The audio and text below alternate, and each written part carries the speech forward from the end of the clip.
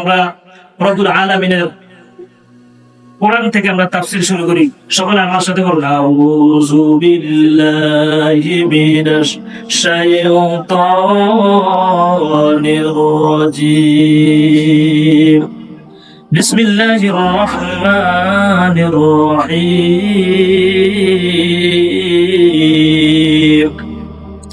ولقد أخذ الله ميثاق بني إسرائيل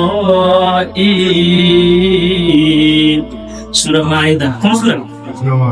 সূরা মাইদা রব্বুল আলামিন সূরা মাইদার 12 নম্বর আয়াতের প্রথম অংশে বলেন, ولقد أخذ الله ميثاق بني إسرائيل। রব্বুল আলামিন বলেন, আমি বনি ইসরাইলকে অঙ্গীকার করেছি, বনি ইসরাইলকে কথা দিয়েছি। ওয়ালাকাদ আখাযাল্লাহু মিসাকা বানি ইসরাঈল।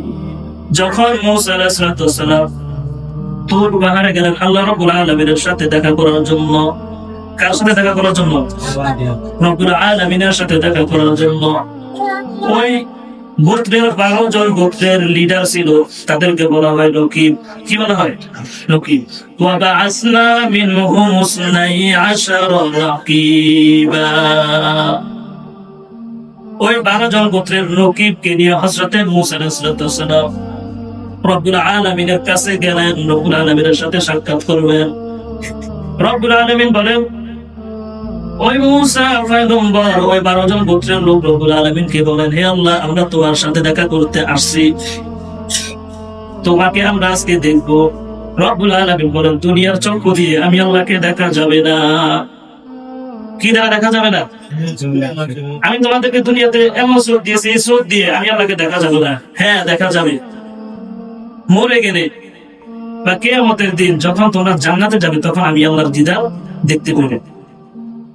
রব্বুল আলামিন বলেন, এই চক্ষু দিয়ে আমি আল্লাহকে দেখা যাবে না, তবে ওয়াকাল্লাহু ইন্নী মাআকুম লা ইন আকামতুমুস সালাহ। রব্বুল আলামিন বলেন, হ্যাঁ, তবে তোমরা যাও গোত্রে যায় বলবা, তোমরা কি বলবা? লা ইন আকামতুমুস সালাহ। 5টা জিনিসের যদি আঞ্জাম দিতে পারো, 5টা জিনিসের যদি নসিহত করতে পারো, তবে আমি আল্লাহ তোমাদের সাথে আছি। সুবহানাল্লাহ। তো 5টা জিনিস কি আমাদের জানা দরকার আছে না নাই? আছে। এক নম্বর, রব্বুল আলামিন বলেন, وقال الله إني معكم। তোমাদের সাথে আমি আছি। এই 5টা জিনিসের যদি আঞ্জাম দিতে পারো, নসিহত করতে পারো, লা ইন আকামতুমুস সালাহ। এক নম্বর, নামাজ প্রতিষ্ঠা করার কথা বলেছে। কিসের কথা বলেছেন? নামাজ। এখানে নামাজ পড়ার কথা বলে না, বলেছে নামাজ প্রতিষ্ঠা করার কথা। নকিব মানে লিডার। নকিব মানে কি? নেতা, লিডার। এখনকার যুগে বলে মন্ত্রী, আরবি ভাষা বলা হয় নকিব। তো নামাজ, এই সালাত যে জিনিসটা রব্বুল আলামিন কোরআন শরীফের মধ্যে আকিমুস সালাহ, তোমরা নামাজ প্রতিষ্ঠা করো, এই কথা কেন বলেছেন? লা ইন আকামতুমুস সালাহ, তোমরা নামাজ প্রতিষ্ঠা করো। এখানে নামাজ পড়ার কথা বলে না, এখানে নামাজ প্রতিষ্ঠা করার কথা বলেছেন। এবার নামাজ প্রতিষ্ঠা করতে বলে আপনার আর আমার দ্বারা সম্ভব না, এটা রাষ্ট্রীয়ভাবে করা লাগবে, ঠিক কিনা? রাষ্ট্রীয়ভাবে নামাজ প্রতিষ্ঠা করা লাগবে। তো এখন ওই বনি ইসরাইলের যে মূসা আলাইহিস সালাম 12 জন নকিবকে নিয়ে যখন আল্লাহ রাব্বুল আলামিনের কাছে গেলেন, তখন বলেছেন নামাজ প্রতিষ্ঠা করো, লা ইন আকামতুমুস সালাহ।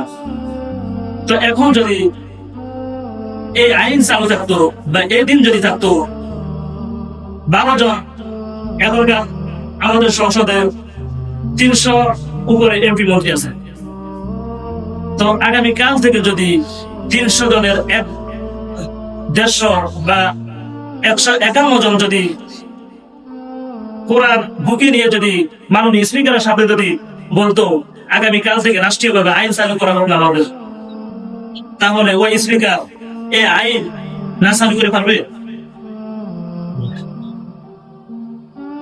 তো রব্বুল আলামিন বলেছেন, রাষ্ট্রীয়ভাবে তোমরা নামাজের আইন চালু করো। এটা কোনো পারিবারিক ব্যক্তিগত নামাজ আমরা আমি এখানে আপনাদেরকে ওয়াজ করলাম, কিছুক্ষণ পর আপনারা নামাজ না পড়লো, আপনাদেরকে কেউ কিছু করতে পারবে না।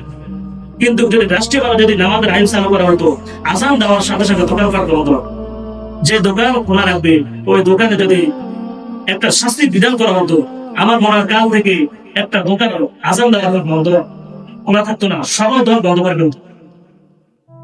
তো নামাজের ব্যাপারে ইমাম আবু হানিফা রাহমাতুল্লাহ আলাইহি কি মতামত বলেছেন, যে ব্যক্তি নামাজ পড়ে তাকে জেলখানার ভিতরে আটকিয়ে রাখো। কি করো? আটকিয়ে রাখো। হয়তো তাকে আদেশ দাও নামাজের জন্য, নামাজ প্রতিষ্ঠা করো, তোমরা নিজেরাও নামাজ পড়ো, অপর লোকের নামাজে আঞ্জাম দাও।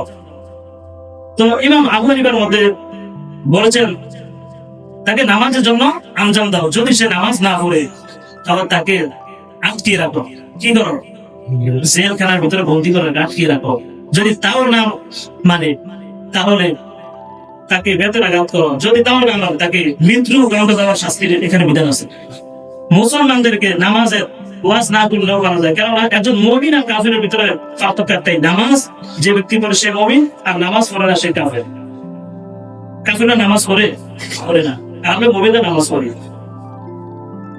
তো ওই 12 জন নকিবকে 1 নম্বর কি বলেছেন, লাইন আকামতুমুস সালাত, তোমরা যার যার বলতে যায় তোমরা তাদেরকে নামাজের আঞ্জাম দাও, 1 নম্বর।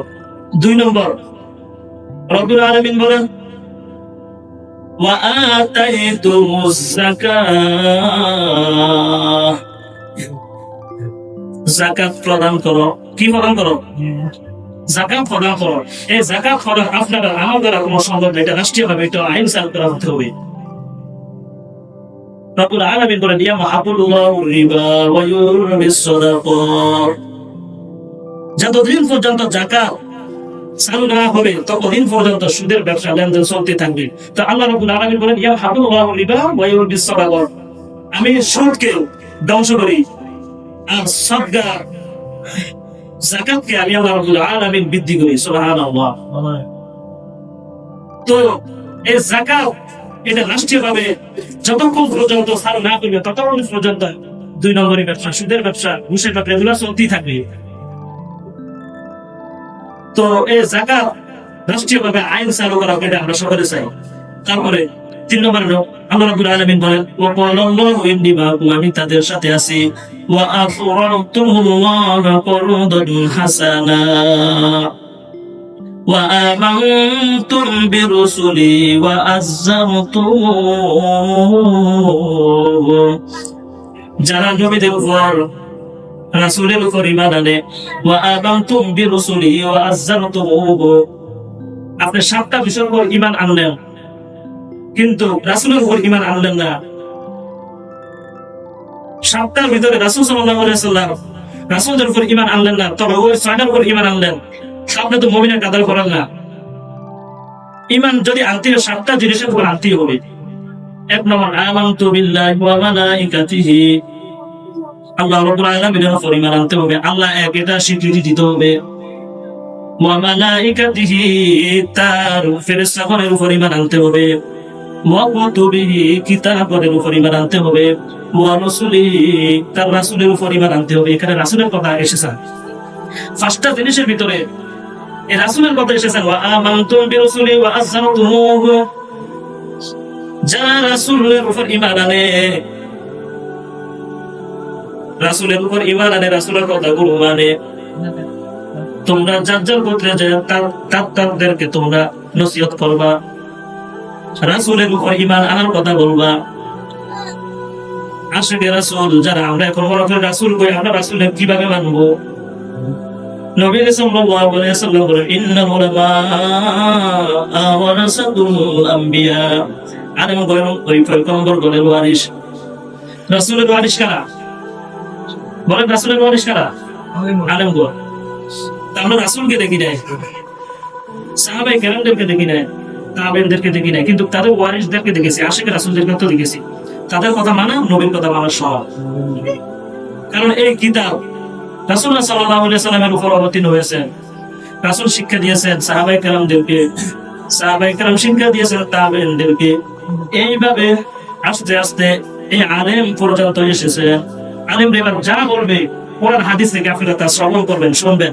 তবে আলেমকে মানা রাসূলকে বানার সমান হয়ে যাবে। তো ওই মূসা আলাইহিস সালাম তার 12 দল গোত্রের নকিবকে রব্বুল আলামিন বলেছেন আমানতুম বিরুসুলি ওয়া আযারতুমুহু, তোমরা রাসূলদের উপর বিশ্বাস করো